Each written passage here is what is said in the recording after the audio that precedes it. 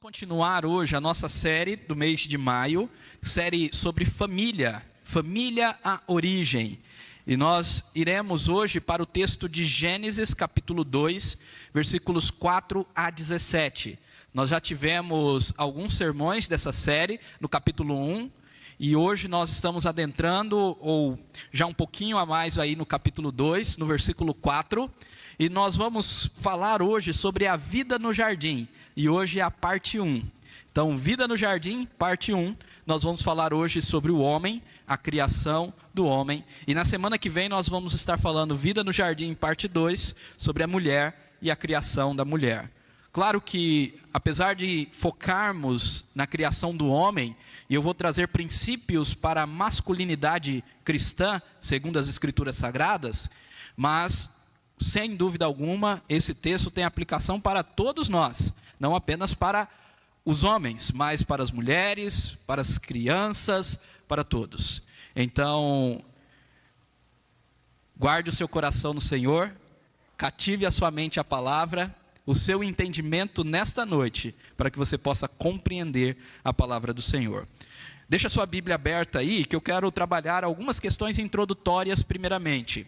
Essas questões eu já venho falando sobre elas ao longo dos sermões dessa série. E antes de nós lermos o texto, eu quero relembrar algumas coisas. Primeiramente, o que o livro de Gênesis não é. O que ele não traz, o que ele não é. Para que nós entendamos e consigamos interpretar corretamente o livro de Gênesis. Então, em primeiro lugar, o livro de Gênesis não é uma alegoria mitológica. É incrível como essa ideia de que o livro de Gênesis, pelo menos esses 3 primeiros capítulos, tratam de mito, como essa ideia está presente no mundo evangélico. Como cristãos evangélicos dizem que o livro de Gênesis é um mito, e que aqui, na verdade, nós temos uma alegoria da criação. E eu tenho falado que se nós tirarmos a ideia, a verdade, que Gênesis é histórico e factual, nós perdemos a base da nossa fé.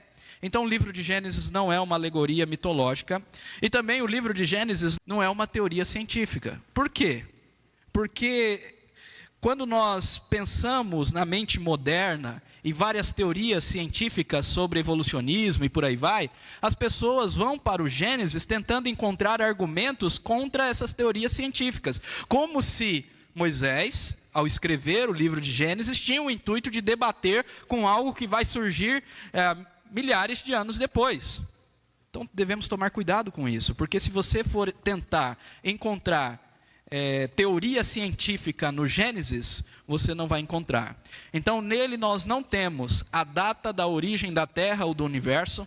Existe um problema ao tentar datar a Terra por meio de Gênesis. Existe várias pessoas que tentam datar. Existe teoria da Terra Jovem, teoria da Terra Velha e por aí vai. Meus irmãos, Deus reservou para ele isso. Nós não precisamos saber. Então, qualquer datação com base no Gênesis é errado, é antibíblico. Você está utilizando o texto de forma indevida, porque não é para isso que o texto serve. Outra coisa, nele não temos explicações sobre as teorias do Big Bang, evolucionismo, materialismo ou qualquer outra, como eu já expliquei. E por fim, o livro de Gênesis não é uma evidência empírica ou filosófica que Deus criou o universo. Na verdade, não existe nenhum argumento que Deus criou o universo. O texto inicia: no princípio criou Deus. Isso não é um argumento, isso é uma constatação. É um relato histórico. Moisés não está nem aí para argumentar: olha, Deus existe por causa disso, disso, daquilo, e ele criou por causa disso, disso, daquilo. E é lógico pensar que Deus criou por causa de tal e tal argumento. Não, ele só constata: no princípio criou Deus. Então não existe uma evidência empírica ou filosófica que Deus criou, apesar de ser sim lógica a existência de um Criador. E aí existem alguns cientistas, como o designer inteligente, se você quiser conhecer, pesquisa lá no Google depois, que busca mostrar evidências de um criador inteligente de todo o universo, que eles chamam de designer inteligente. Mas você pode pesquisar. Mas o ponto aqui é que Gênesis ele não é essa evidência empírica disso. e muito menos filosófica. Então, o que o livro de Gênesis é? O livro de Gênesis é uma narrativa histórica e factual da criação de Deus.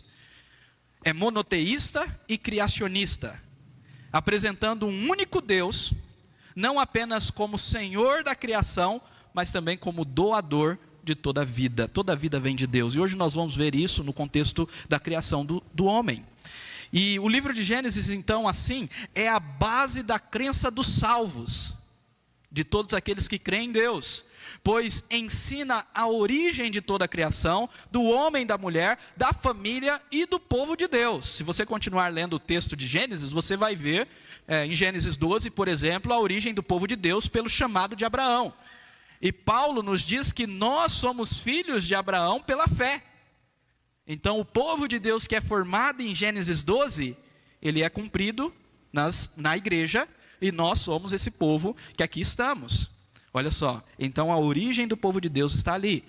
E o livro de Gênesis, assim, então, traz as bases do pacto de Deus com os homens, e também as cláusulas deste pacto com os mandatos. Na semana passada nós vimos o mandato cultural, o mandato social e o mandato espiritual. Se você perdeu o sermão da semana passada, vai lá no YouTube, está registrado lá. Você consegue assistir, onde eu explico esses mandatos. E também trabalho esse último, mandato espiritual, mandato da comunhão, que é o dedicar a Deus um dia em consagração para adoração e para culto. Bom, então um resumo dos 3 primeiros capítulos de Gênesis, nós podemos resumi-los ou colocar um sumário da seguinte forma. Primeiramente, o capítulo 1 apresenta um resumo de toda a criação. No princípio, 6 dias, e entrando aí um pouquinho no capítulo 2, os 3 primeiros versículos, o 7º dia. Esse é um resumo de toda a criação. No capítulo 2, nós temos um repetir, um reenfatizar, mas agora destacando os pormenores da criação do homem e da mulher.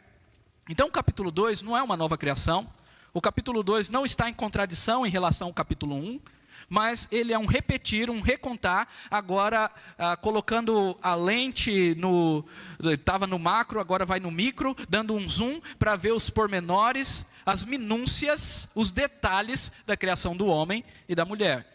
Então nós temos primeiro a criação do homem e depois a criação da mulher. E nós vamos meditar hoje na criação do homem, semana que vem na criação da mulher. E o capítulo 3 relata a queda do ser humano no pecado e a origem de todos os males. É o capítulo da queda. Então aqui em Gênesis, nesses 3 capítulos, nós temos já 2 grandes pontos da nossa cosmovisão: criação e queda. A redenção é o que acontece a partir daí até o final. E a consumação, nós temos o livro de Apocalipse, mas não apenas em Apocalipse, onde relata o retorno, como nós cantamos, do nosso Senhor Jesus Cristo. Bom, vamos ao texto agora. O texto diz o seguinte, Gênesis 2, a partir do versículo 4.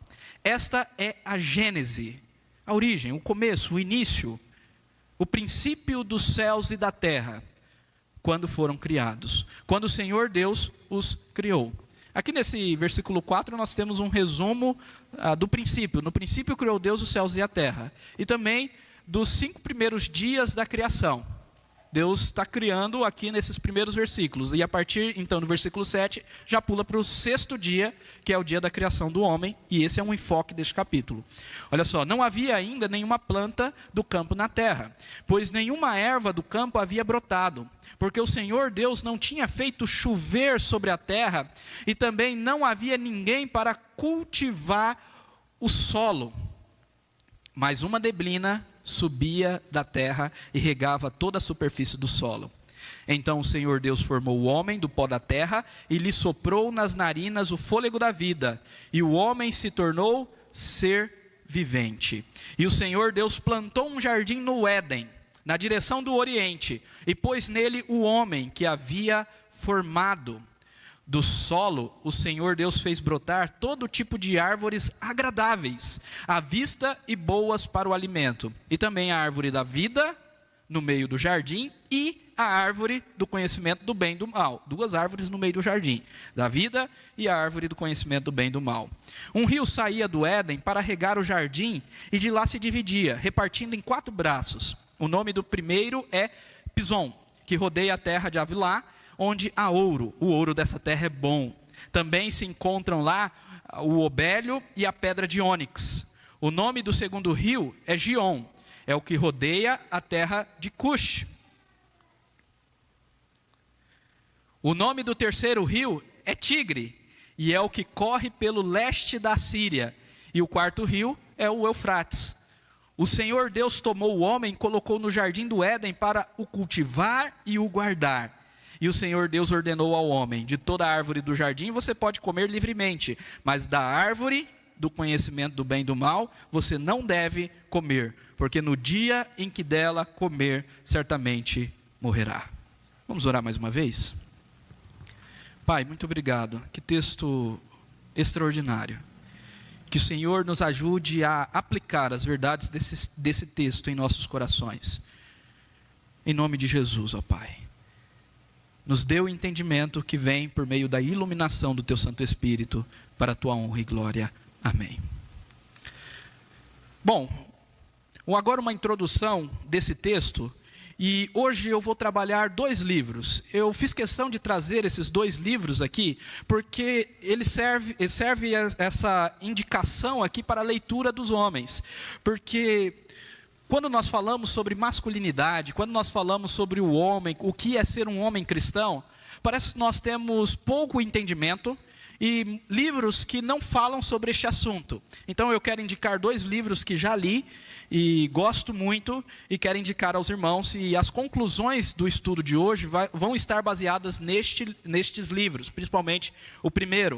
O primeiro livro é Homens de Verdade, o chamado para a masculinidade, de Richard Phillips. E o segundo livro é Pastores da Família, chamando e preparando homens para liderar, pastorear os seus lares, de Woody Butchman Jr.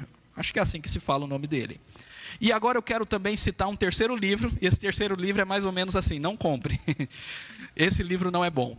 E eu quero começar trazendo um erro que esse livro traz. Esse livro, Coração Selvagem, é um livro sobre masculinidade. O nome é Coração Selvagem, Descobrindo Segredos Além do Homem. Descobrindo Segredos Além do Homem. O próprio título já nos remete a um fato de que isso não vai ser bom. Vai levar coisas que não são bíblicas. E esse livro foi publicado há algum tempo atrás, inclusive em casas editoras evangélicas. Então você consegue encontrar tanto em casas editoras não evangélicas, como também em casas editoras evangélicas. E muitos cristãos leram esse livro e entenderam errado o que é masculinidade. Por quê? Porque a sua abordagem sobre masculinidade é antibíblica. Nesse livro ele fala que o homem tem um coração selvagem. Por quê? Porque ele diz que o homem foi criado fora do jardim, num ambiente selvagem. Portanto, o cerne do coração do homem não é domesticado. Por ser criado fora do jardim, o homem não pode ser domesticado. Observe o erro desse livro. Esse livro está levando e conduzindo ao homem a atitudes antibíblicas. Por quê? Porque se as almas dos homens pertencem a esse ambiente selvagem, a sua identidade se encontra fora do jardim, fora do contexto da família, fora do contexto da comunidade. E aí promove uma busca de libertação do trabalho, das obrigações do casamento e também das quebras da aliança. A ideia desse livro é que o homem ele tem que ser livre, tem que curtir. A esposa tem que deixá-lo viver a sua vida, porque ele não pode ser domesticado. Ele está além dessas coisas da aliança, do casamento, das obrigações do trabalho. Ele tem um coração selvagem e ele tem que encontrar algo na selva, montando cavalo, pescando, para se autorrealizar. Oh, meus irmãos, que viagem, que livro que traz um entendimento totalmente antibíblico. E hoje eu espero que fique claro aos irmãos que o homem foi criado para o jardim, para encontrar o seu propósito no jardim do Éden, no convívio da família, no convívio da sociedade e cuidando da criação de Deus. Essa história que o homem tem que se libertar da família, do trabalho, e de qualquer obrigação pactual, não é bíblica. A mesma coisa vale, claro, para a mulher. A mulher também foi criada no contexto do jardim para viver a vida em família e para assim em família glorificar a Deus, glorificar o nome do Senhor, para testemunhar a Cristo, espalhando a imagem de Deus por todo o mundo, como nós já vimos. Bom, então vamos para o texto. Vamos ver como que isso que nós estamos falando aqui deste livro Coração Selvagem vai ser refutado no próprio texto. Então, vida no jardim, primeira parte, o homem. E a primeira coisa que nós temos aqui é que Deus criou o homem do pó da terra e lhe deu o espírito da vida para ser o mediador da criação de Deus. Eu já falei aos irmãos que os versículos 4 e 5 nos mostram esse recontar da criação. Esta é a gênese da terra, dos céus e da terra. Ou seja, esse é o princípio, esta é a origem dos céus e da terra.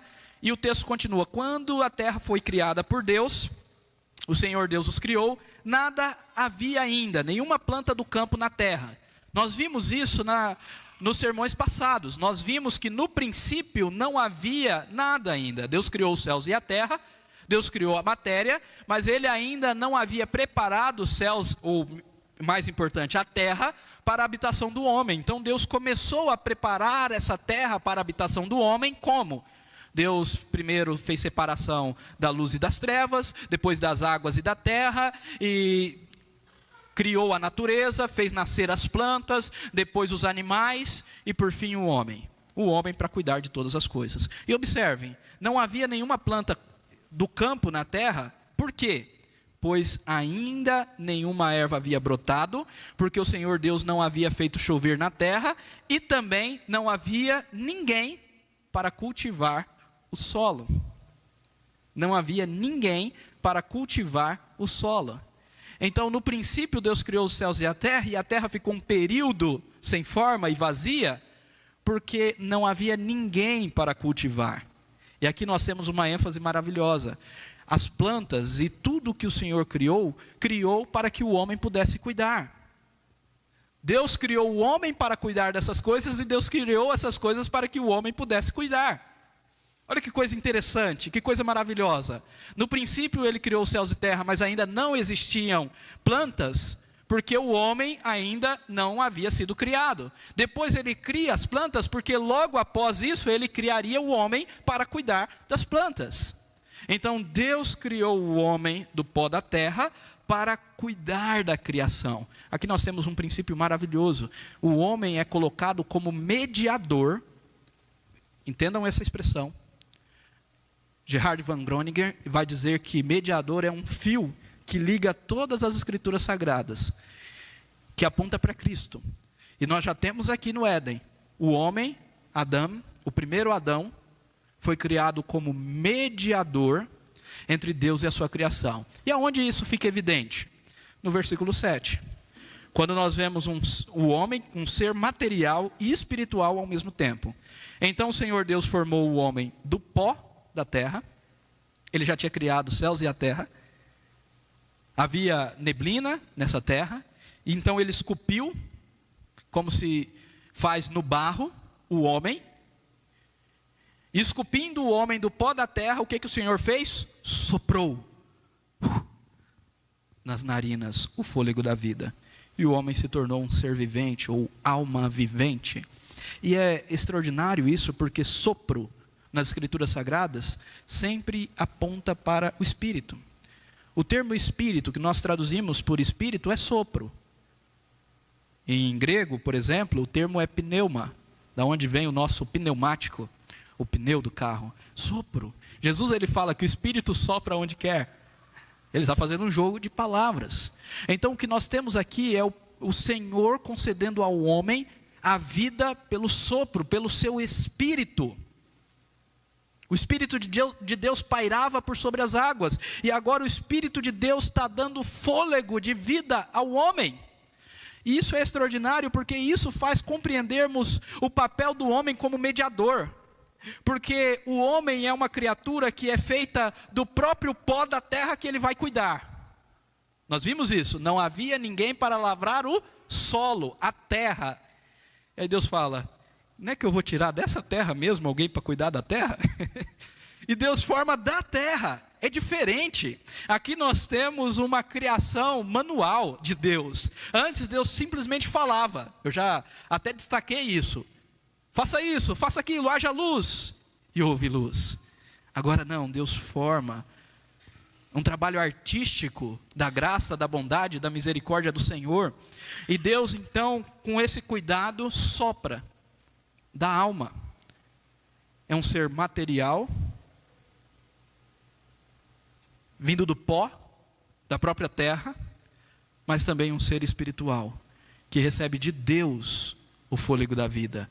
Por quê? Porque o homem foi criado para mediar Deus, que é espírito, a sua criação, que é material. Isso é mediador. Vocês estão entendendo? Esse é exatamente o contexto de mediador. Aquele que está entre alguma coisa. Então o homem foi criado com o propósito de mediar a criação de Deus. E observem, quem que cumpre esse propósito por excelência, ou com excelência? Jesus Cristo, que é 100% Deus e 100% homem. Então ali é totalmente cumprido a mediação, porque não existe nenhum outro mediador nos céus, nem debaixo dos céus, nem na terra, que importa para que sejamos salvos. Somente Jesus Cristo é o nosso mediador, mediador entre Deus e os homens e toda a criação. Aleluia. Então, em Cristo, nós conseguimos cumprir esse papel de mediação que Adão perdeu na queda. Mas isso é muito interessante. O ser humano foi criado um ser espiritual e material para mediar Deus e sua criação. Isso deve mudar a nossa perspectiva do que somos. E aqui eu estou dizendo não apenas Adão, mas homem e mulher. Porque homem e mulher são seres espirituais, criados por Deus com o mesmo propósito, serem reis e rainhas de toda a criação, vice-gerentes de Deus, servos e senhores da criação do Senhor. Aleluia. Em segundo lugar, Deus plantou o mais excelente jardim e deu ao homem para cultivar e guardar. E aí aparecem as expressões cultivar e guardar, da onde a gente vai tirar algumas aplicações. Então, aqui nos versículos 8, 9 seguintes, nós temos a descrição desse jardim que é criado por Deus. Uma vez que Deus criou o homem, então o que Deus faz? Planta um jardim. E ele planta o jardim numa região chamada Éden, na direção do Oriente, e essa região fica ali entre o rio Eufrates e o rio Tigre, o rio ali que corta o Oriente Próximo, aonde está o Iraque hoje. E existem várias teorias aonde poderia ser o Éden, mas de fato a gente não consegue saber certamente aonde é o Éden. Mas o ponto é que uma vez que Deus criou o homem, Deus pôs o homem no jardim. O propósito da criação do homem é que o homem viva no jardim. Meus irmãos, Deus não faz coisas imperfeitas. Deus não criou o homem e por um erro da sua não sábia vontade, colocou o homem no jardim, mas ele deveria continuar com o coração selvagem. Isso é dizer que Deus errou. Deus não erra, Ele é sábio, Ele é onisciente, Ele é todo poderoso. Então Deus coloca o homem no jardim, para viver no jardim, e para no jardim cultivar e guardar, tanto o jardim, como também a sua família, para a glória de Deus. Agora observem como esse jardim era perfeito. O Senhor fez brotar todo tipo de árvores agradáveis. A expressão agradáveis aqui é para tentar nos mostrar que tudo era maravilhoso. Esse jardim é o mais excelente jardim. Não é um jardim qualquer, é o jardim. O mais perfeito, o mais maravilhoso. E todas essas árvores agradáveis e boas para o alimento. E colocou a árvore da vida no meio do jardim, que o homem comendo da árvore da vida viveria eternamente. E aqui traz um reflexo para nós do sacramento. Aquela árvore, muito provavelmente, era uma árvore sacramental. O que significa isso? Da mesma forma que quando nós comemos o pão e bebemos o vinho na ceia do Senhor, nós nos alimentamos espiritualmente de Deus, e a vida eterna é aplicada a nós. Da mesma forma, ao comer aquele fruto, não era que o fruto era poderoso, mas espiritualmente, Deus alimentaria o homem de tal forma que ele não morreria. É uma árvore sacramental, porque essa árvore está aqui, e ela vai aparecer lá em Apocalipse 22, nos novos céus e na nova terra, aonde com Cristo viveremos eternamente, e lá comeremos desse fruto, e não morreremos mais. É a ceia do Cordeiro. Jesus nos disse ao ministrar a ceia, que um dia nós cearemos com Ele, no reino do seu Pai, a ceia perfeita, maravilhosa, aquela que ministra espiritualmente vida e vida eterna aos nossos corações. Então era uma árvore sacramental, que estava no meio do jardim, que simbolizava a vida que emanava de Deus, do próprio trono de Deus, como nós vemos em Apocalipse capítulo 22. E também existia uma outra árvore, que é a árvore do conhecimento do bem e do mal. E essa árvore agora nós vamos conversar. Então o homem foi dado o trabalho de cultivar e guardar. O que é cultivar? Cultivar é cuidar das coisas para que elas cresçam, é nutrir, é cuidar, é construir, orientar, governar. E guardar é proteger o progresso que já foi alcançado, é defender, vigiar, cuidar e manter. Então ao homem foi dito para cultivar o jardim, ou seja, lavrar a terra, fazer as coisas crescerem, e muito mais, por meio da sua criatividade, transformar as coisas, algo que eu já mencionei, mas não apenas o jardim, cuidar, cultivar a sua família, a sua esposa, os seus filhos, mas também guardar. E meus irmãos, o entendimento dessas duas coisas faz com que compreendamos o que de fato é masculinidade bíblica. Na Bíblia, em todas as escrituras sagradas, masculinidade se resume a cultivar e guardar, a nutrir e proteger, a fazer crescer pelo cuidado e a manter aquilo que já conquistou, o crescimento já alcançado pela proteção, pela segurança. E por quê? Porque é exatamente isso que Deus é para nós, o Pai perfeito. É exatamente isso que Cristo é para a sua noiva, a igreja. E Ele que é o marido perfeito. Então o papel do homem é cultivar e guardar. Em terceiro lugar, Deus agraciou o homem com todas as árvores frutíferas, proibindo apenas uma. Olha só o que diz os versículos 16 e 17. E o Senhor Deus ordenou ao homem: de toda árvore do jardim você pode comer livremente, as árvores agradáveis, mas a árvore do conhecimento do bem e do mal você não deve comer, porque no dia em que dela comer, você certamente morrerá. Observe que apenas uma restrição é feita. Deus não proibiu a árvore da vida, Deus não proibiu as outras árvores, apenas e unicamente uma árvore. E essa proibição é um elemento pactual. Muitas pessoas tentam entender por quê, qual que é o motivo disso. É Deus arbitrário? Meus irmãos, é difícil nós tentarmos entender a complexidade daquilo que é a perfeição da maravilhosa mente de Deus e dos seus planos eternos e maravilhosos.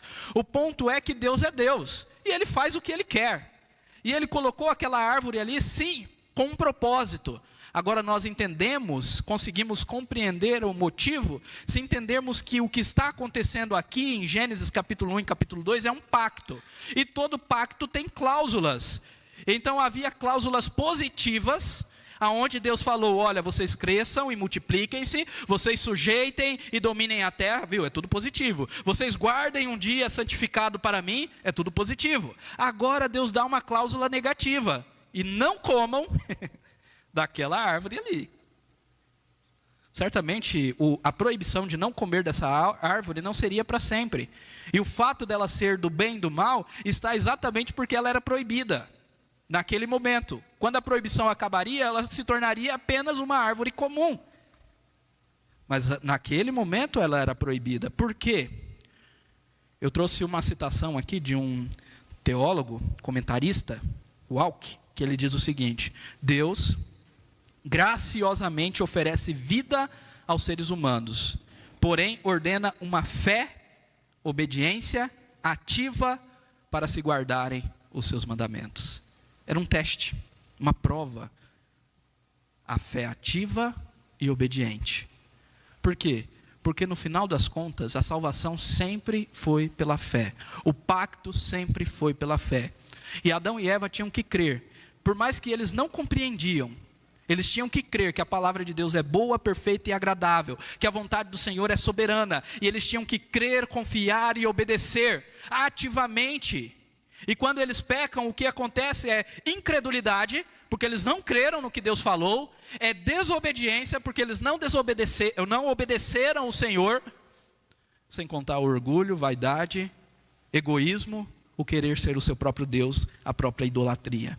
Então, Deus exigiu fé, obediência, assim como Ele exige hoje de nós, mesmo que nós não compreendamos e entendamos, mas a palavra do Senhor é fiel, então temos que confiar e seguir, e obedecer a palavra de Deus. Falamos isso muitas vezes em outra série de sermões, nesse ano ainda, falamos isso muitas vezes quando expomos o texto de Hebreus. Então nós precisamos confiar na palavra do Senhor, e este era o teste. A confiança, a fé e a obediência nos mandamentos, na palavra do Senhor, que é boa, perfeita e agradável.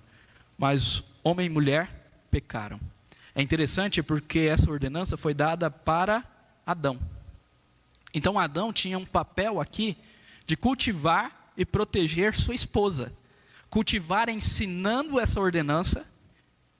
Adão que teria que ter passado a Eva essa ordenança e protegê-la quando visse uma cobra falante. Mas não é isso que aconteceu. Se vocês lerem Gênesis capítulo 3, nós temos a total omissão de Adão. Adão não fez nada. A única referência de Adão, antes de comer, ou no ato de comer o fruto, foi: Eva deu ao seu marido e ele comeu. Só isso. Ele não questionou uma cobra falante, ele não questionou alguém questionando a palavra de Deus, ele não protegeu a sua esposa, ele simplesmente tomou o fruto e comeu.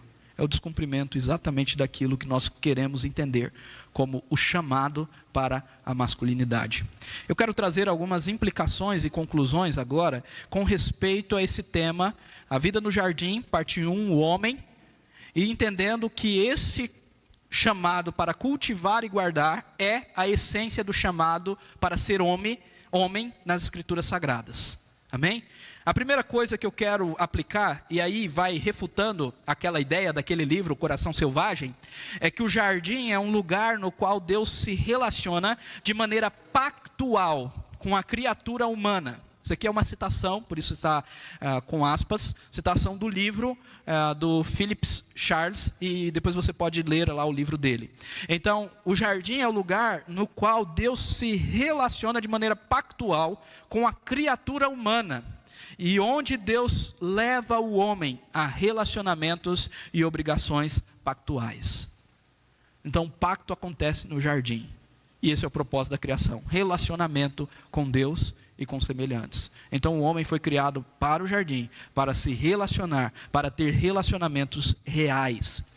Um homem fiel, portanto, é aquele que dedicou a cultivar, construir e criar, e também a guardar e defender aquilo que Deus lhe deu.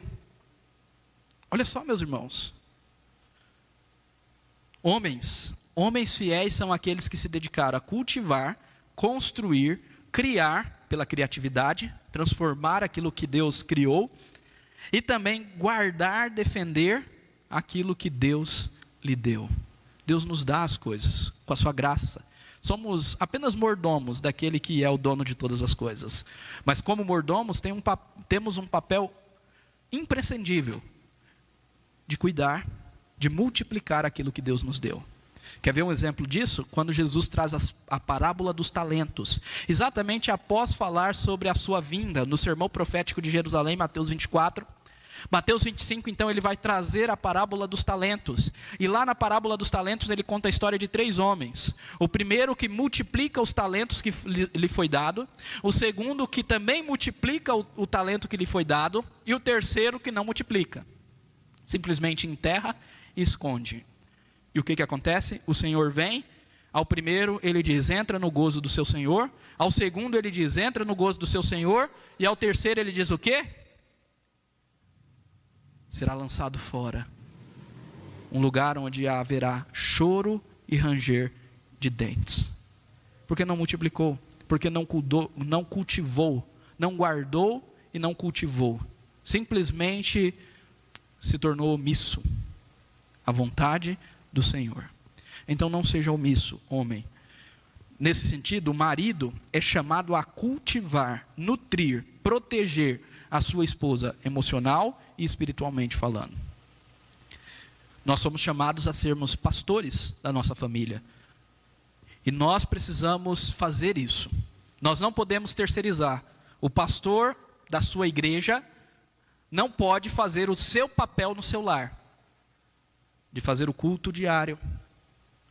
De ensinar a palavra do Senhor à sua esposa, aos seus filhos. De discipular a sua esposa, enquanto você também é discipulado, é claro, um discipulado mútuo. Marido e mulher.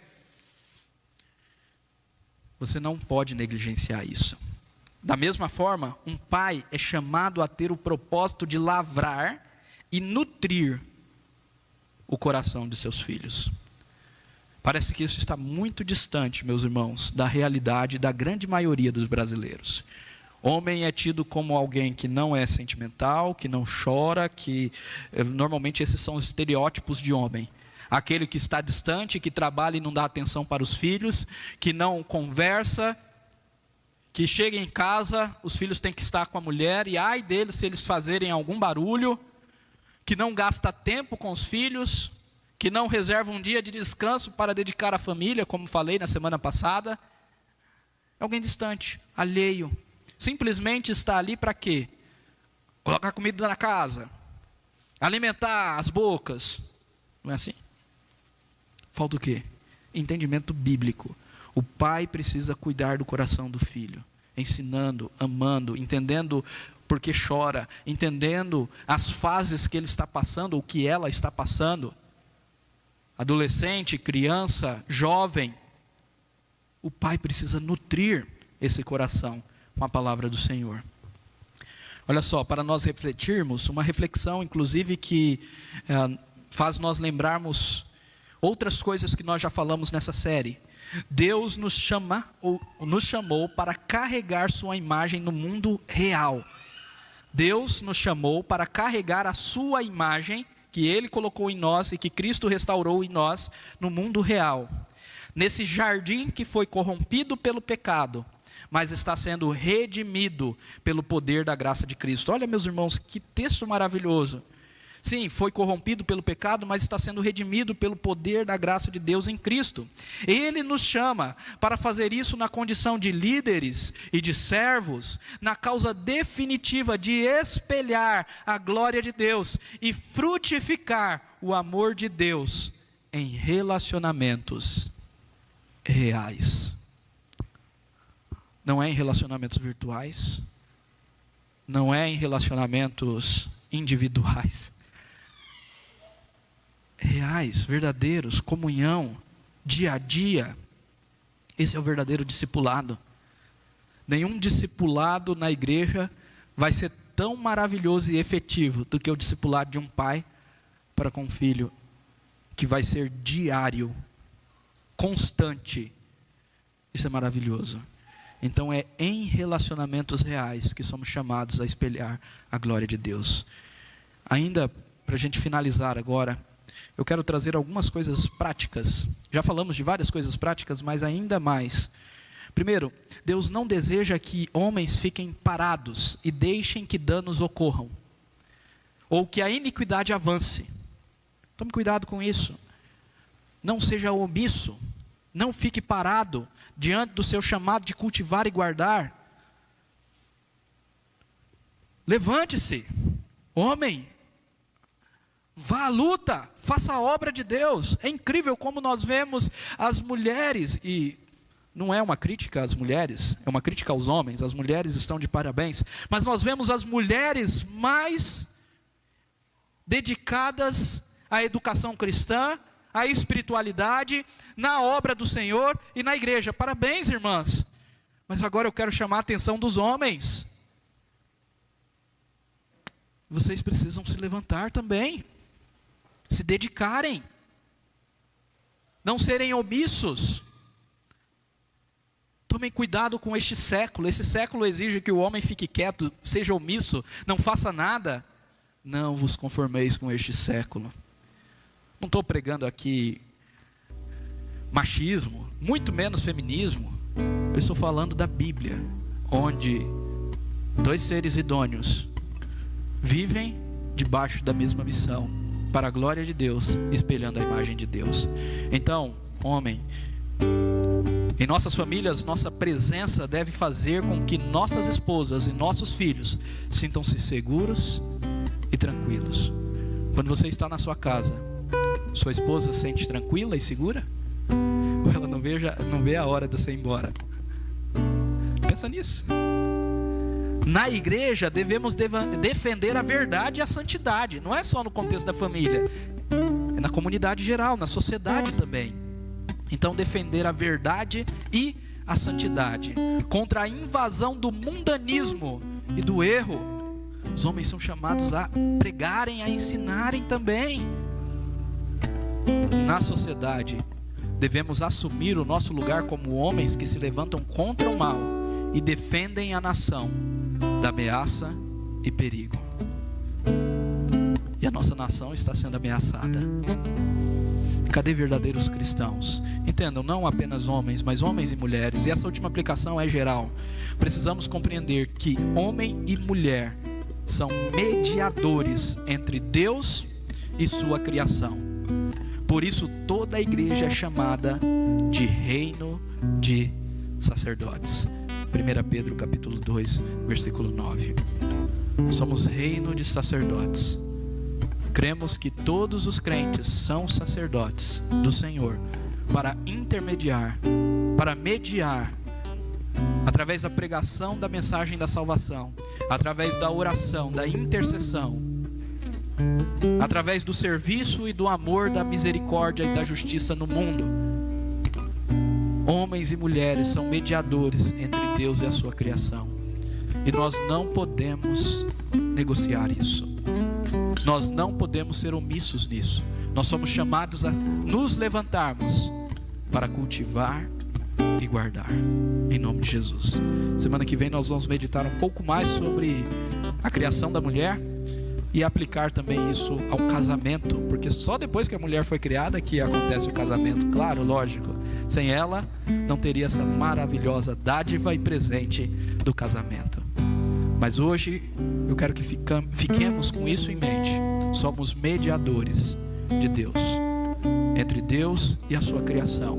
E Cristo é o nosso único, maravilhoso, suficiente mediador, que nos conecta com Deus e restaura o que éramos no início por causa do pecado. Curva sua cabeça e ore em nome de Jesus. A terra sem forma e vazia, e o Espírito do nosso Deus se movia sobre a face das águas.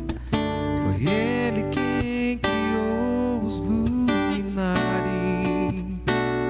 e criou a natureza e formou o homem. Glória a Deus por suas maravilhas, pela sua grandeza.